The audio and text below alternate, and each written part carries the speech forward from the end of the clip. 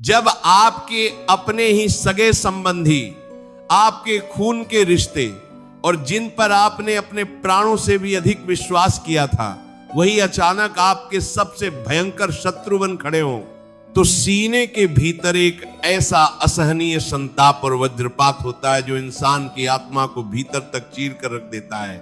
आज वो एक गुप्त सूत्र आपके साथ साझा करूंगा, जिसे अपनाते ही आपके मन का बोझ हल्का हो जाएगा और आप अपनों के दिए इस भयंकर दंश और कड़वाहट से हमेशा हमेशा के लिए मुक्त हो जाएंगे। जिस इंसान की हर विपत्ति में आप ढाल बनकर खड़े रहे, जिसके सपनों को पूरा करने के लिए आपने अपनी रातों की नींद और अपनी खुशियां न्योछावर कर दी, जब वही अपना व्यक्ति स्वार्थ, ईर्ष्या और अहंकार में अंधा होकर आपकी ही जड़ों को काटने लगे, तो पूरी सृष्टि बेगानी महसूस होने लगती है।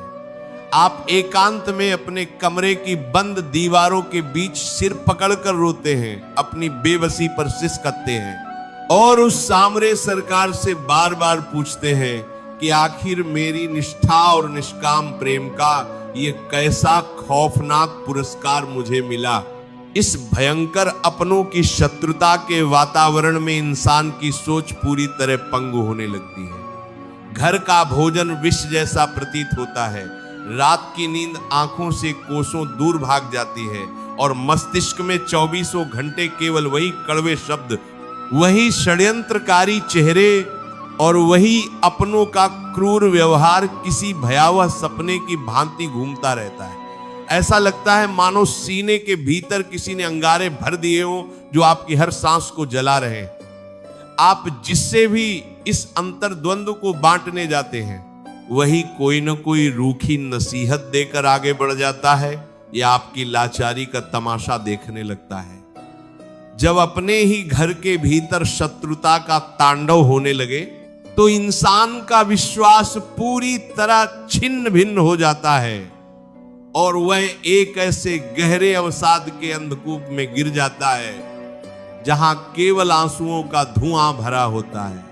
परंतु मेरे प्यारे, इस मानसिक ज्वाला और घृणा के संताप से स्वयं को बाहर निकालिए और संतों के इस अमोघ, कड़वे किंतु परम कल्याणकारी सत्य को अपनी आत्मा में उतर जाने दीजिए। इस नश्वर संसार में जब अपने ही शत्रु बन जाएं, तो ये समझ लेना चाहिए कि ये आपके पूर्व कर्मों का कड़वा लेन देन है जो अब पूरा हो रहा है।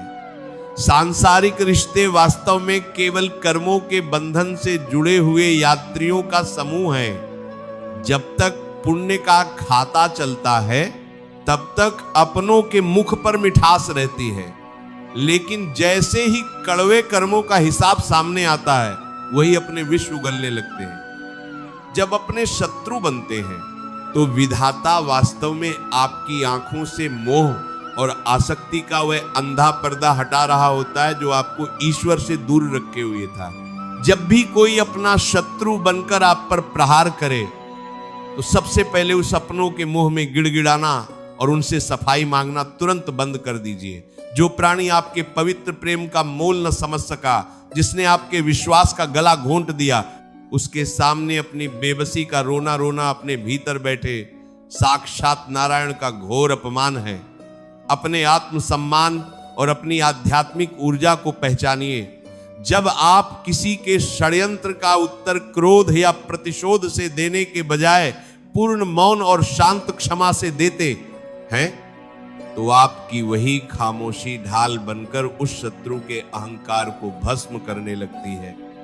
अपने भीतर उठते हुए आंसुओं के उफान को बह जाने दीजिए, क्योंकि ये आंसू आपकी चेतना पर जमा हुई मोह की अंतिम काई को साफ कर रहे हैं। भगवान द्वारकाधीश ने कुरुक्षेत्र के भयानक युद्ध क्षेत्र में अर्जुन को यही परम संदेश दिया था। जब अर्जुन अपने ही गुरुजनों, भाइयों और पितामहों को सामने शत्रु के रूप में खड़ा देखकर कांप रहे थे और अपने धनुष को त्याग चुके थे, प्रभु श्री कृष्ण ने अर्जुन के आंसुओं को पोंछते हुए कहा था कि यह मोह छोड़ो अर्जुन, इस संसार में कोई किसी का भाई, पिता या सगा नहीं है। सब अपने अपने कर्मों के वशीभूत होकर इस रंगमंच पर अभिनय कर रहे हैं। जब धर्म और सत्य की रक्षा का प्रश्न आए तो अपनों का मोह त्याग कर केवल अपने परम धर्म का पालन करो। प्रभु कहते हैं कि जो मनुष्य सुख दुख, सम्मान अपमान और मित्र व शत्रु के व्यवहार में समान भाव रखता है, वही वास्तव में मेरी अनन्य कृपा का अधिकारी बनता है। इसी अलौकिक और अमर सत्य को गहराई से समझने के लिए हमें श्रीमद् भागवत पुराण के उस परम पावन प्रसंग की ओर चलना होगा जहां कौरवों की भरी सभा में पांडवों के साथ उनके अपने ही सगे भाइयों ने सबसे बड़ा शत्रुवत व्यवहार किया था। दुर्योधन और शकुनी ने पांडवों को लाक्षागृह में जिंदा जलाने का प्रयास किया, छल से उनका सर्वस्व छीन लिया और भरी सभा में कुल वधू द्रौपदी का अनादर किया। पांडव चाहते तो उसी क्षण अपनी प्रचंड शक्ति से उस राजमहल को शमशान में बदल सकते थे, परंतु धर्मराज युधिष्ठिर ने अत्यंत शांत होकर समय के चक्र को देखा। युधिष्ठिर जी ने अपने भाइयों को समझाया कि यदि हम अपनों की शत्रुता का उत्तर केवल क्रोध और घृणा से देंगे तो हम भी धर्म के मार्ग से भटक जाएंगे। पांडवों ने उस कड़वे जहर को पी लिया, 12 वर्षों का कठिन वनवास सहा और अपने मन को प्रभु श्री कृष्ण के चरणों में स्थिर रखा। उन्होंने अपनों के दिए घावों को अपनी साधना बना लिया। जब 14 वर्षों का कठिन समय बीत गया तो उसी विधाता के न्याय ने ऐसा कर्म चक्र घुमाया कि कुरुक्षेत्र के मैदान में अधर्म करने वाले उन अपनों का समूल विनाश हो गया और सत्य की विजय पताका फहराई। ये पावन प्रसंग हमें सिखाता है कि जब अपने ही शत्रु बन जाएं तो बदले की आग में जलने के बजाय विधाता के निष्पक्ष न्याय पर भरोसा रखकर शांत हो जाना चाहिए। दैनिक जीवन में भी आपने देखा होगा कि जब पेड़ की ही कोई डाल सूखकर सड़ने लगती है तो वह पूरे वृक्ष के अस्तित्व के लिए संकट बन जाती है। उस समय उस डाल को वृक्ष से अलग कर देना ही पेड़ को नया जीवन देता है। उसी प्रकार जब कोई अपना रिश्ता आपके जीवन में केवल विष, तनाव और क्लेश घोलने लगे तो मानसिक रूप से उस रिश्ते की आसक्ति को काट देना ही आपकी आत्मा की रक्षा का एकमात्र मार्ग होता है। जब आप उस इंसान से अपनी अपेक्षाएं शून्य कर देते हैं तो उसका कोई भी वार आपके मन को छू भी नहीं पाता। इसलिए मेरे प्यारे, उस गुप्त सूत्र को अपने रोम रोम में संभाल लीजिए। वह परम सूत्र यह है कि उस हर अपने इंसान को जो आपका शत्रु बन बैठा है, अपने मन के भीतर से पूरी तरह से मुक्त कर दीजिए और उसका हिसाब साक्षात विधाता के न्याय पर छोड़ दीजिए। आपका मन चीखेगा कि जिसने मेरी निष्ठा का मजाक बनाया, जो मेरा ही सर्वस्व नष्ट करने पर तुला है, उसे मैं क्षमा कैसे करूं। परंतु मेरी बात को अपनी आत्मा में बांध लीजिए। क्षमा करना उस शत्रु को सही ठहराना नहीं है, बल्कि अपने मन से क्रोध और घृणा के उस भारी बोझ को हटाकर खुद को सदा सदा के लिए आजाद कराना है। जिस क्षण आप कहते हैं कि हे नाथ, मैंने इस इंसान को आपके न्याय पर छोड़ा और अपने मन से पूर्ण क्षमा दी, उसी क्षण आपके सीने से 100 मन का भारी पत्थर हट जाता है और आप पूर्ण रूप से स्वतंत्र हो जाते हैं। इसके पश्चात अपनी बिखरी हुई चेतना और ऊर्जा को समेटिए। अपने ज्ञान, अपने कर्म, अपने स्वास्थ्य, अपने करियर और अपने चरित्र को निखारने में अपनी पूरी शक्ति झोंक दीजिए। मौन रहकर केवल अपना धर्म और पुरुषार्थ कीजिए।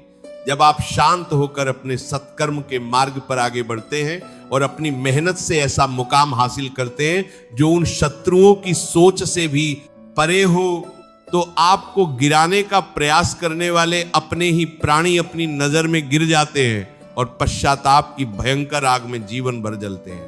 परंतु तब तक आप इतने उच्च आध्यात्मिक और सांसारिक शिखर पर पहुंच चुके होंगे कि उनकी कड़वाहट से आपको कोई अंतर नहीं पड़ेगा। जीवन का सबसे शाश्वत और कड़वा नियम यही है कि कर्म का चक्र कभी खाली नहीं जाता। इस ब्रह्मांड में जो जैसा बीज बोता है उसे वैसा ही फल काटना पड़ता है। जिसने आज आपके सीधेपन और सच्चे प्रेम का अनुचित लाभ उठाकर आपके साथ शत्रुता की है, कल समय का चक्र उससे ब्याज सहित उन आंसुओं का हिसाब लेगा। आपको किसी से बदला लेने की तनिक भी आवश्यकता नहीं है। विधाता का निष्पक्ष न्याय स्वयं सब संभाल लेता है। आपका केवल एक ही परम धर्म है, अपने मन को साफ रखना और अपने गोविंद पर निष्काम विश्वास बनाए रखना। जब भी दिल में बेबसी और अपनों के दिए जख्मों की याद का उफान उठे, एकांत में बैठकर अपनी आंखें मूंद लीजिए और अपने हृदय कमल में विराजित सामरे सरकार की मंद मंद मुस्कान का ध्यान कीजिए। अपने सारे घाव, अपने सारे आंसू और अपनी सारी पीड़ा उनके श्री चरणों में न्योछावर कर दीजिए। आप स्वयं अनुभव करेंगे कि धीरे धीरे आपकी छाती का वह भारीपन और दर्द समाप्त होने लगा है। एक अलौकिक शांति, एक नया समर्थ और एक दिव्य प्रकाश आपके भीतर बहने लगेगा। आपके होठों पर एक शांत और असीम मुस्कान तैरने लगेगी और आपको बोध होगा कि किसी स्वार्थी सांसारिक रिश्ते के टूट जाने से आपका जीवन समाप्त नहीं होता, बल्कि आप पहले से कहीं ज्यादा शक्तिशाली, शांत, स्वतंत्र और आनंदित हो गए हैं। समय की धारा अत्यंत तीव्र गति से बहती है। आज जो शत्रुता का अंधकार आपको निगलने को आतुर है, कल इसी अंधकार को चीरकर एक अत्यंत देदीप्यमान और स्वर्णिम प्रभात का जन्म होगा। अपनी आत्मा पर विश्वास रखिए, उस सर्वशक्तिमान के न्याय पर भरोसा रखिए और अपने सत्य मार्ग पर निडर होकर बढ़ते चले जाइए। यदि आज के इस पावन सत्संग ने आपके दुखी और आहत हृदय को जरा सा भी साहस दिया है, अपनों के दिए घावों पर आध्यात्मिक मरहम लगाकर आपको एक नया बल प्रदान किया है, तो इस वीडियो को तुरंत लाइक कर दीजिए। इस दिव्य संदेश को अपने उन सभी स्नेहीजनों, मित्रों और परिवार के सदस्यों के साथ अवश्य शेयर करें जो आज किसी न किसी अपने की शत्रुता, छल और धोखे की पीड़ा से टूट रहे हैं, ताकि उनकी भटकती चेतना को भी परम शांति और सही दिशा मिल सके।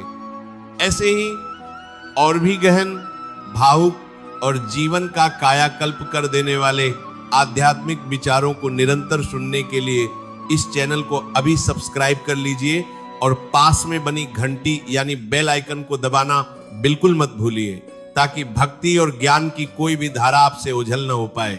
अपने मन पार कालता, अपने मंदाल का देश कर किया गया है, उसको भावतर में पर सुनकर का जान के उद्गारों को व्यक्त करने के लिए और अपने भीतर उस परमात्मा की उपस्थिति दर्ज कराने के लिए कमेंट बॉक्स में पूरी श्रद्धा और प्रेम के साथ राधे राधे अवश्य लिखें।